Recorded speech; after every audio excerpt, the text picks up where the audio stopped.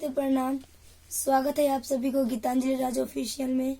तो कैसे हैं आप सब? उम्मीद करती हूँ अच्छे होंगे, मस्त होंगे, स्वस्थ होंगे।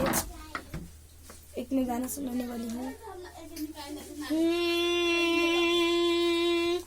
मन के संवरिया बन गईला तू, चुपके से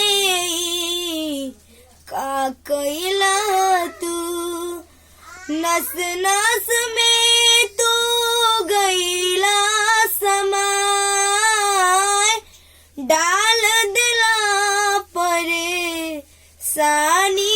में, गजब के रोग धरा दिहलाए राजा हमके जवानी में, गजब के रोग धरा दिहलाए राजा हमके जवानी में।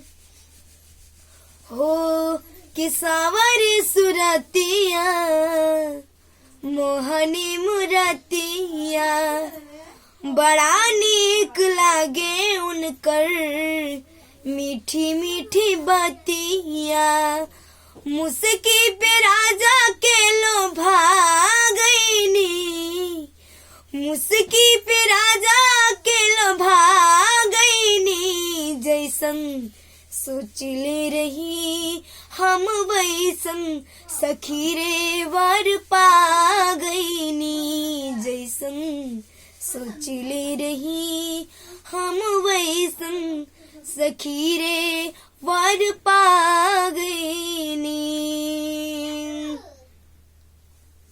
हो बड़ा नीक लागेला बलम जी के बोलिया, कि जब से लियाइल बाड़े अपन घर डोलिया, कि बन के हमरा जिंदगी, बन के हम